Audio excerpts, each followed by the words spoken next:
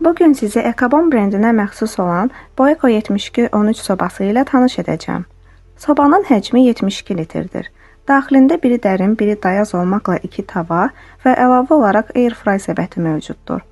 Soba daxilində yerləşən teleskopik ray tavaları rahatlıqla hərəkət etdirməyə kömək edir. İstiliyi soba daxilinə çıxartmamaq üçün 2 qaz şüşə qapı və soft close dediyimiz yumuşaq qapanma mexanizmi də mövcuddur. İndi isə gəlin sobanın funksiyalarından danışaq. On-off düyməsi ilə sobanı işlək vəziyyətə saldıqdan sonra F düyməsi ilə rejimləri seçə bilirik. Birinci proqram alt və üst spiralın birgə işləməsidir. Bu proqram ilə yeməkləriniz sərtərəfli bişəcək. İkinci proqram fan və ya turbo bişirmə proqramıdır. Bu proqram ilə birdən çox yeməklərinizin dad və qoxusunu qarışdırmadan bişirə bilərsiniz. Üçüncü proqramda alt spiralın fan ilə birgə işləməsi funksiyası ilə yeməklərinizin altını daha yaxşı bişirə bilərsiniz. Dördüncü proqram alt və üst spiralın fan ilə birgə işləməsi ilə yeməyinizin hansı cərgədə olduğundan asılı olmayaraq içini yumuşaq, çölünü isə xırçıltılı edir. Beşinci proqram üst grill proqramıdır. Bu proqram ilə üst bölmələrdə yerləşdirdiyiniz qızartma yeməklərinizi bişirə bilərsiniz. Bu rejimdə yalnız üst spiral aktivləşir. Altıncı proqramda isə yeməklərinizin üstü tam qızarır və bişir, içi isə yumuşaq qalır. Yeddinci proqram üst spiralın işlədiyi proqramdır. Bu proqramla üst bölmələrdə yerləşdirdiyiniz yeməkləri bişirə və ya əvvəlcə bişmiş yeməyinizi qızdıra bilərsiniz.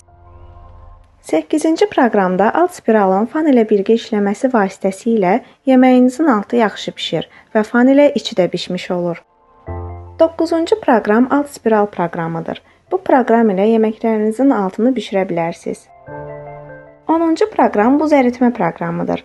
Bu proqram ilə donmuş qidalarınızın donunu tez bir zamanda aça bilərsiniz. 11-ci proqram xəmir mayalama proqramıdır. Bu proqram sabit və ideal temperatur yaradaraq xəmiri bişirmədən düzgün mayalandırır. Nəticədə xəmir daha yaxşı qalxır və yumuşaq olur. 12-ci proqramda yeməyiniz üçün uyğun olan proqramı seçdikdən sonra sobanın ön isitmə funksiyası ilə yeməyinizi sobaya qoyulduğu andan bərabər və düzgün bişirməsini təmin edir. Bu zaman bişirmə vaxtını qısaldır və daha yaxşı nəticə verir. 13-cü proqram airfry özəlliyidir. Airfry özəlliyi ilə güclü hava dövranı sayəsində yeməklər az yağla bişir. Çölü xırçıldayan, içi isə yumuşaq qalır.